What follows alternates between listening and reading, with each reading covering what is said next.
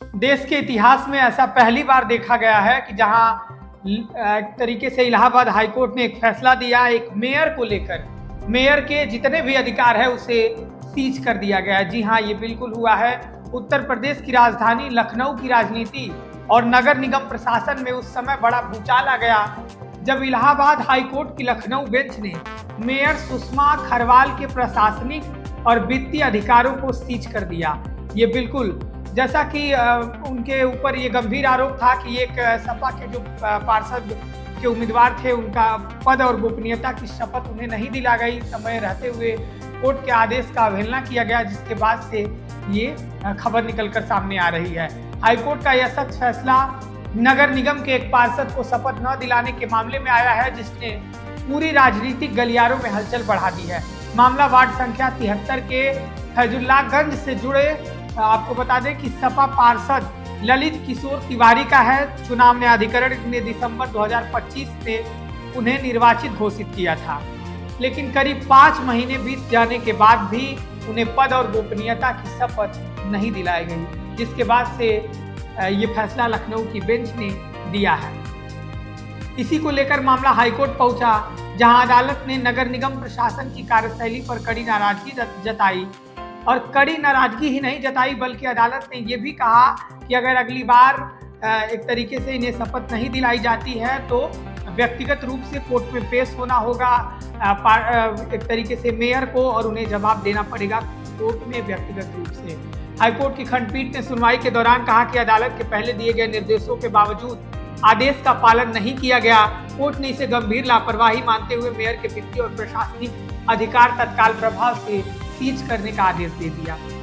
अदालत ने आगे यह भी कहा कि एक तरीके से कि जब तक संबंधित पार्षद को शपथ और गोपनीयता की शपथ नहीं दिलाई जा सकती तब तक मेयर किसी भी प्रशासनिक या वित्तीय फैसले नहीं ले सकते या ऐसे जो निर्णय होते हैं उसमें हस्तक्षेप नहीं कर सकते हैं। तब तक के लिए कोर्ट ने नगर आयुक्त और जिला प्रशासन को नगर निगम के कामकाज को सुचारू रूप से चलाने के लिए निर्देश दिए हैं और आगे कोर्ट ने कहा कि साथ ही अगली सुनवाई की तारीख कोर्ट ने 29 मई को नियत की।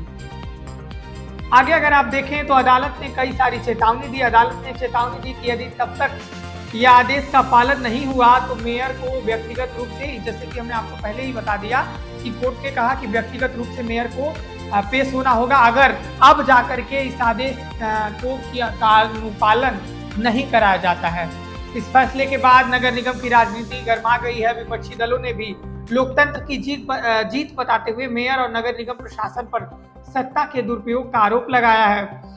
एक तरफ विपक्षी दल इसे लोकतंत्र की जीत बता रहे हैं तो वहीं भारतीय जनता पार्टी भाजपा के नेता ये कह रहे हैं कि इस मामले में राजनीति की जा रही है। ये कोर्ट का आदेश है, इसका पालन किया जाएगा, इसका सम्मान हम करते हैं, लेकिन इस पर राजनीति न की जाए। वहीं आपको बता दें कि मेयर सुषमा खरवाल की तबीयत खराब बताई जा रही है। खबर ये भी आ रही है कि मेयर सुषमा खरवाल इस आदेश के बाद वो नगर निगम के सदन में पहुंची ही नहीं।